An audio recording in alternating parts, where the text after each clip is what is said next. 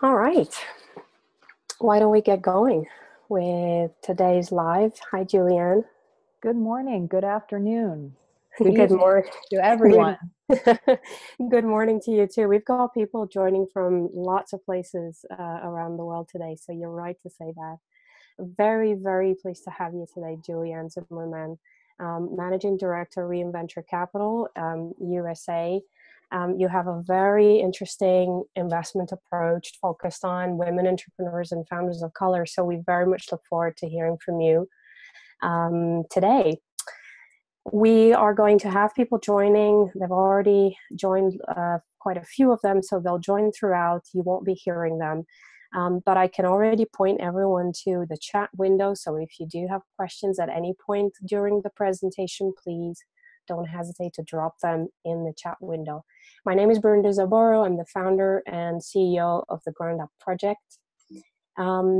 We have designed the investment clinic, and the discussion today is one of the products of the investment clinic, because we have seen that investment readiness in the impact space is the number one challenge for ventures. And what that does is that actually it narrows the investable impact deal flow for investors considerably. Across all categories of impact, only 2% of ventures are ready to be introduced to investors. And there's something we can do to change that. The investment clinic is a part of the Ground Up Project company, but it offers a new set of services. We want to have investor lectures, and a few of them, I'll say a word about yours, Julianne, today. A few of them are already online. There are more to come in the next months and weeks. We offer free webinars, live webinars such as these, with investors, with asset managers, with professionals from impact investment space, to get people closer to each other, get the chance to ask questions, and live hear investors talk about their experience and their expectations. So as an entrepreneur, one can prepare better. But there's also expert support. So we work with consultants, former commercial and investment bankers, or PwC, Accenture consultants, and others who have gathered a host of experience in financial modeling and revenue modeling, feedback on your pitches, investment teasers, and so on. So there's a range of services that help you prepare in your fundraising stage. The Ground Up Project is a deal sourcing platform. The key component of the platform is the value compass. As companies join the Ground Up Project platform, this proprietary tool benchmarks risks and performance in a company. It shows you as an entrepreneur what are the elements that an investor would expect to hear from you, what are some of the things that you need to think through and consider. And then it gives you a sense in a visual graphic form, a sense of where your business is at. On the groundupproject.net, there's also a range of investors who are viewing and reviewing businesses. So we do encourage you to take a look. And if you find this helpful, it is a free tool designed for your preparation. Now, Julianne, we are delighted to have you here today. And I have to say, I was reading your bio, and you've come so close to one of my childhood dreams. When I was when I was a little girl, I wanted to be an astronaut. And you were twice a finalist in the NASA astronaut selection process. Wow. Yeah, I was. It was an extraordinary experience, and I feel very fortunate to have come so close. It was also my childhood dream to be an astronaut, and Gosh. I had a wonderful experience working in that field. And also, when I was not selected, that gave me the opportunity, from my way of thinking at any rate, that gave me the opportunity and really the invitation to go do something else that I would care about as much and feel was as worthwhile. And that's what set me off on my second and now third careers. And what is interesting in both of them, the latter ones, is that you actually were also on the entrepreneur side. So you've been yourself in a position where you had to fundraise and you had to pitch investors. And today you're at the other side of the table, And I'm curious whether the experience you had as an entrepreneur has influenced the way you see things as an. Sure, of course. It was it was a very good experience for me to be a co-founder and to work with lots of early young companies in a variety of capacities, actually. Not only as a co-founder or an early team member, but also as a board member, advisor, mentor, sometimes a consultant, and really to gain a firsthand, on the ground understanding of the day-to-day operational and strategic challenges that startups face. And certainly as a co-founder, I had many of the very frustrating experiences that those of you who are on today's webinar are having or have had with investors. And so I can sympathize for certain. And also it was that experience that led me to develop an investment thesis of my own. And that ultimately led me in a very entrepreneurial way to co-found a seed stage investment practice and to make my first investments based on my own investment thesis. And that ultimately led me to join with my now business partner, Ed Duggar, in Reinventure Capital. And I'm absolutely delighted to have found my way here, even though it was never something that I set out to do. I never aspired to be an investor the way some folks do. I found my way here organically. And that, I think, is a great asset in any conversation that an entrepreneur would have with you, and it's something that definitely you can share. You can share with them. I think this leads me nicely into a couple of questions that are coming out of your investor lecture, and I would like to recommend your investor lecture to all those who are listening today, and also the ones who will be listening to this recording online. If you go to theinvestmentclinic.com, under investor lectures, Julianne's lecture is freshly posted since yesterday. There are many, many things that you have said that are amazing insights for entrepreneurs. I'd like to pick a couple of them today. You mentioned that your thesis is around women entrepreneurs and founders of color. Can you tell us why this is a big, important investment opportunity for you? Any statistics or numbers that are attached to it that give us a sense that this is an important opportunity? Sure. So for anyone who hasn't seen the statistics, they're quite stark. In the US in particular, and I'm going to use predominantly US figures since those are the ones I know best, but these trends are also evident around the world. They're evident globally. In the US, most particularly and most starkly, 90%, give or take, of all venture capital goes to a very small subset of the entrepreneurial population, namely straight, white, US-born men from a small number of universities, fewer than a dozen, operating their businesses in 4 cities, just 4 cities, and with a very narrow set of business models. Now, in and of itself, that may not seem like it's a huge catastrophic thing. It certainly may sound unfair, and I think there is a dimension of fairness there, but it's an economic disaster. And why do I say that? If you look at wealth and job creation over the last 20 years, again, in the US particularly, but also globally, most or all of wealth creation and most or all of job creation has come from young growing companies, young growing firms. And if we think about the fact that the overwhelming majority of capital has been channeled to a very, very small population of founders with a very small number of business models in a very small number of cities, then we see how by no one's economic policy, by no one's financial strategy, by no one's design at all, we have manufactured the financial inequity that the World Economic Forum has characterized as the number one threat to global economic stability. So that's the economic challenge or the economic imperative.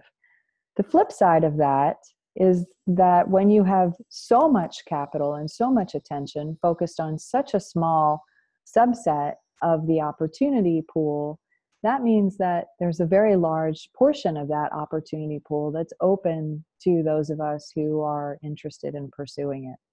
And that's the financial opportunity, where we see lots and lots of compelling businesses being started and grown up by people of color and women who are just basically overlooked by the mainstream community.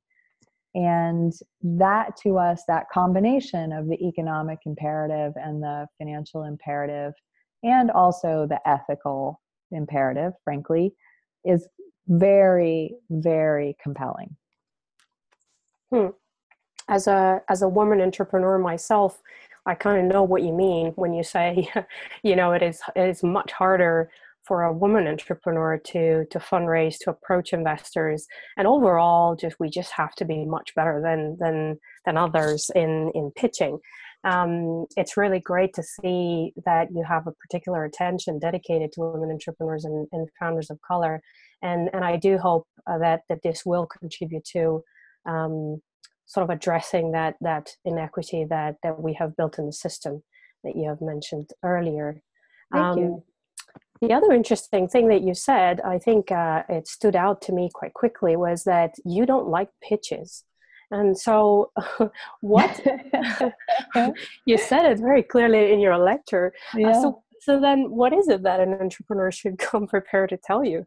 Sure. So I should probably clarify that. What I mean is, of course, we need to see and review pitches. What we don't like, however, is for our first encounter with an entrepreneur to be through a pitch, and particularly through a pitch that is emailed to us or passed to us. Our preferred way of meeting a founder, or preferably a founder team, is in conversation. And we want to hear from that team about the goals and aspirations they have for the business and their motivation for creating this particular business, and the way they're thinking about their market and the way they're thinking about their customers and the way they work together to address those aspirations and those opportunities. And we want to hear from them what they understand to be their biggest challenges or obstacles or gaps, and how they're thinking about those as well. And in that conversation, we get to participate with them in developing a much more intimate understanding of the business and a much better understanding of the people we're talking to. We're focused very much on identifying the people we believe we can help to be successful. And that's the key to our decision-making process. Now, of course, we do want to see presentation materials, and of course, we dive into financials, and of course, we go into all of the particulars, assuming that it makes sense for us to continue that conversation. But for us, really the starting point needs to be with the people, with the founder or founder team, to start to understand who they are as individuals, as a team, as founders, and how they think about the business they're working to grow, and whether it makes sense for us to contribute in some way. Hmm. This is very helpful, I think, for those who are listening who perhaps might want to get in touch with you. Inviting you to a conversation is probably the way to do it rather than an email a pitch. And I should add, it makes it for a very thoughtful approach to get interested in the person who is putting together the business and the team that they've got together. But it also makes good business sense to look at and to get to know the person who is going to execute on the business that you would invest in, just as it is a thoughtful approach for them to get to know you and your experience and what you can bring to the business by investing. um, Well, thank you. One of the points that I made in the video that you just posted last night is that if your company is well suited to venture capital, and not all companies need to or should pursue venture capital, but if that's a good fit for your company, then it's really imperative for you as the founder team to do your research, do your homework on any investors you're contemplating working with, and make sure you understand who they are and what they care about and how they make decisions and how they work with their portfolio companies, so that you are choosing well when you make a commitment with that investor, because you're going to be working with that person for many years, very closely, in sometimes uncomfortable circumstances. And so you don't want to find out after you've signed an investment agreement that the person on the other side of that agreement has very different ways of thinking, very different objectives, very different success criteria, et cetera, than you have. You want to make sure before you get into that relationship that you've made sure that you have really, really good alignment and trust. Alignment of objectives is also a point that Piers Cumberledge was making in the first investor lecture we had on the investmentclinic.com. That's a pretty important, and I'd say empowering argument for entrepreneurs. Now, here are some questions that we received from participants who signed up to today's webinar. I try to regroup them because we don't have a lot of time, but some of them stood out, and some of them I think can be addressed through just a couple of bullet points. Now, here's one that drew my attention. What advice should I give my 3 daughters? And I expect the person who asked this question particularly talks about, career advice and sort of entrepreneurial paths. And there were others who were also asking about empowering young women all over the world who aspire to become entrepreneurs. Mm-hmm. So what advice should they give their 3 daughters? I think that the most important thing we can do for our daughters, and our sons too, for that matter, is to expose them to women who are doing amazing things. And that's by the news that we watch as families. It's by the examples we discuss around the dinner table. It's by the activities we undertake together, but also it's by the way we talk about our own work and our own experiences as professionals. So talking with them about people we admire and making sure that we explain to them why we admire them, and giving them a chance to try things for themselves, to make their own decisions and to have mistakes and little setbacks, and to talk with them about that and give them the confidence to recognize that they are going to sometimes make the wrong decision, or even if they make a good decision, sometimes things aren't going to go their way anyway, even if they've done everything right. But they have the capacity, they have the ability to rebound from that, to learn something from it, to find a new way forward, and that is that kind of resilience is within them. They don't have to look to somebody else to find it. And that kind of resilience actually is what makes good entrepreneurs as well. Absolutely. And there's not a single example, by the way, of what it means to be a successful entrepreneur. I think seeing lots of examples is also helpful. The neighborhood businesses that make our communities vital are run by entrepreneurs. The small town or even regional newspapers are run by people who are increasingly very, very entrepreneurial. I think the more examples we can offer, the more ways our kids can grow up to themselves be innovative and creative in their own professional lives, whether that involves being entrepreneurs or whether that involves reshaping established organizations, because let's face it, all of our organizations are going to need to be reshaped in their working lives. And on behalf of my own daughter, thank you for that advice, which I will pass on. Now, here's a special one. And I know who this is coming from. It's a company who's actually developing a technology that helps a woman issue.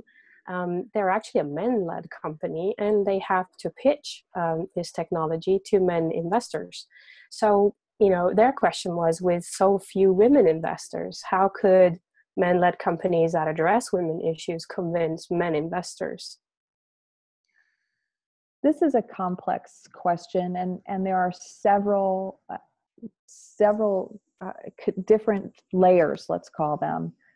One is the simple fact, unfortunately, is that most male investors, and there are exceptions, but most male investors, for I'm not sure what reasons exactly, they tend to be quite skittish about businesses that focus on women. And very often what they might say is, I don't know anything about this, or this is not a field I particularly understand, or I don't really have any interest there. I would say, really, again, you need to focus on who are the investors who are deploying capital in the field you are pursuing. And focus on the sources of capital who are interested in this particular area, whatever application you're working on. So if it's women's health, for example, they might be investors in health and wellness or medical devices or pharma or therapies or whatever. If it's women's interests in terms of education or professional development or any other field, focus on the people who are investing in that field and who are knowledgeable in that field. The other thing I would say is that we often see founders who are addressing a need they see in a community that's not their own. And this is particularly often the case for impact or social entrepreneurs.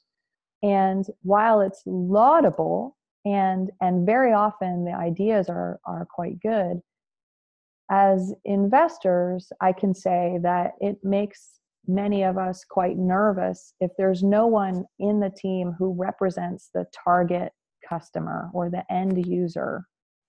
And so the danger there, the hazard there, is that you've made a lot of well-meaning assumptions, many of which could be completely wrong.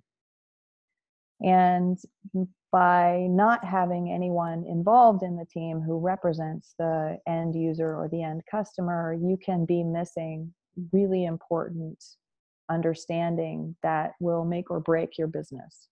So in a lot of impact or social enterprises, we see this. And I always encourage entrepreneurs to find ways to bring that customer perspective in, either to bring somebody directly onto the team or onto the advisory board or onto the board.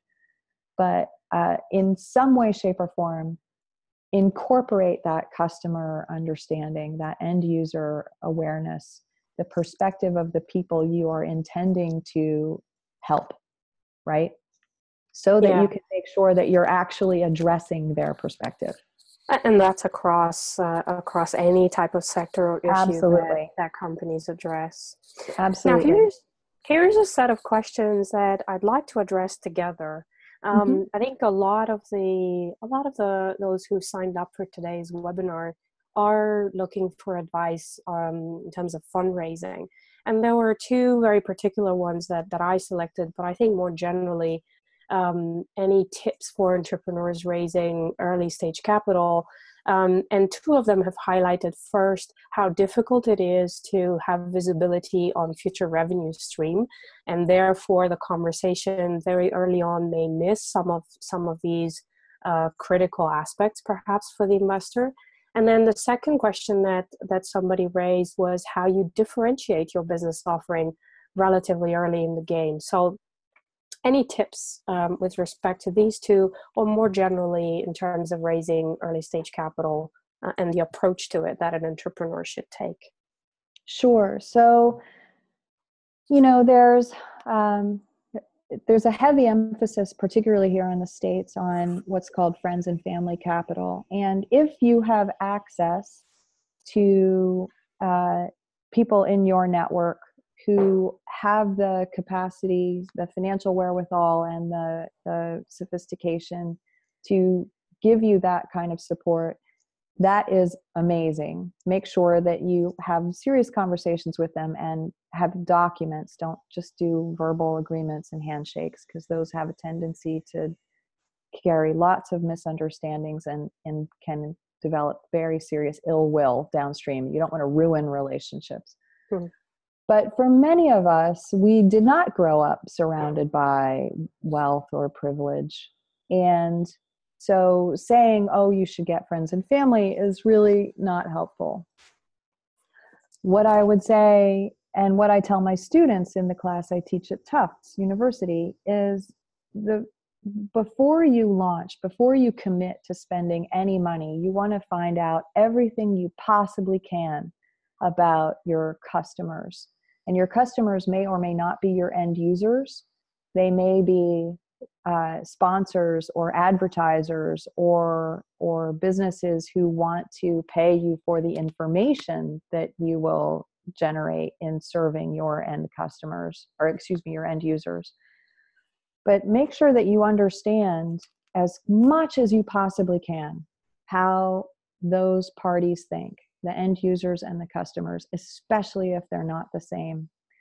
And the way you do that is by going out and conducting stakeholder interviews. Go out and ask them questions about their needs and what they are satisfied or dissatisfied with the current available products and services, and what would appeal to them, and what would they pay for, and why, and under what circumstances, and how much. And the more you can develop that insight, the more you begin to have a compelling proposition that you can then take to someone who might be willing to provide angel or seed investment. Or you might even be able to convince some of those early customers to pay you to launch a very minimal, what we call in the States, a minimum viable product that enables you to validate the business model, and it enables them to validate that you can deliver what they actually want. So that gives you a really compelling investment presentation, but it also gives you a really clear differentiation, because you have understood from your market what is actually wanted that's different from what exists. Just how crucial understanding your market is, and it can go a long way even if you can't have clear visibility on revenue stream. That's a really important argument to bring in. Now, we have a couple of more minutes, I think, we can take for the last two questions. Just as a quick answer, what are some of the available funding solutions you think for enterprise development? And this comes from organizations who work on the ground to grow enterprises and form entrepreneurs. Well, This is not the work that I do, so I'm a little bit out of my depth, but I can point to a couple of organizations who do it very well. And so, for example, Oxfam has an entire group led by a phenomenal professional by the name of Mara Bolas, also based here in Boston. She formulates and pilots new financial instruments and financial offerings specifically for underserved, unbanked, or underbanked populations. And she particularly focuses on women in developing markets. And the way that she does that is by starting off with nonprofit money, donor and sponsor money, and doing very small demonstrations in a very controlled way, but involving the established financial institutions in the region in the prototype launch and in the design and in the execution and in particularly in evaluating the success of the prototype. And so they're bought in. And when the prototype is successful, then they recognize that there's a new business opportunity there, which has been substantially validated before they've made any significant investment at all. Mm-hmm. And so she is able then to transition those new financial instruments or offerings directly to the commercial sector. Now, if you want to grow up some new product or service, then you probably want to design those partnerships so that then instead of handing it off altogether, you develop a strategic relationship with those commercial partners. But the idea is to find ways to engage them very, very early to make sure that they are bought into the idea. They are engaged in the process of defining and refining the proposition, and then they have a clear alignment with their strategic interests to see it succeed. It makes me think that this probably deserves another clinic live, just focusing on funding for enterprise development, since there are many organizations out there who are involved in this field.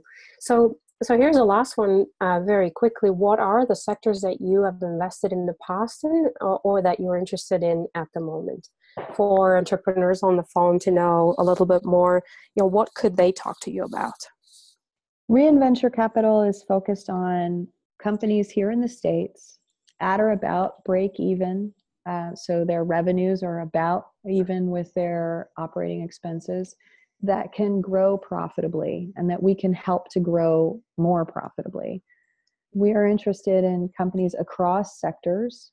There are some sectors in which it's very difficult to grow profitably, and so those would not be a fit for us, like, for example, pharma. But we are intentionally cross-sectoral in our approach.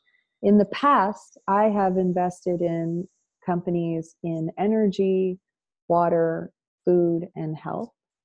And we are certainly looking at companies in all of those sectors, plus several others besides: digital media and business-to-business enterprise services and education and a number of other areas. I think if we have particular interest from people on the call today, we'd be happy to offer the Ground Up Project website as a way to put forward some of their proposals to you and other investors who are online. But also, we would encourage people to take a look at Reinventure Capital, learn more about the fund, learn more about you and your approach. And as you were saying, invite you for a conversation if they think that they are a fit with your investment strategy. Thank you. Thank you very much, Julianne. Just as a quick last minute presentation, to remind you that the Investment Clinic has 3 products available to you. The investor lectures are online. You can find them at theinvestmentclinic.com. Live clinics such as this one, webinars where we invite guest speakers to understand more about their strategy, their approach, and about themselves. And then on-demand clinic is where you can work with experts who have an expertise you need at the time when you fundraise. There have been entrepreneurs who, for example, were in the middle of negotiating a commercial loan, and so they needed to confer with someone who has experience in this negotiation, and they found an expert on the investmentclinic.com. There are many others that you can rely upon. And then the Ground Up Project is, again, a deal sourcing platform. If you'd like to feature your business there, the better the answers to the questions that are asked to you, and the higher the Value Compass score, obviously, it will reflect a much more mature and investor-ready business. We would be very happy to point to your applications to investors who are online and looking for businesses such as yours. And don't hesitate to just contact us if you have any questions or would like to know how the Value Compass works and how else we could help you. And then stay tuned for the April Live.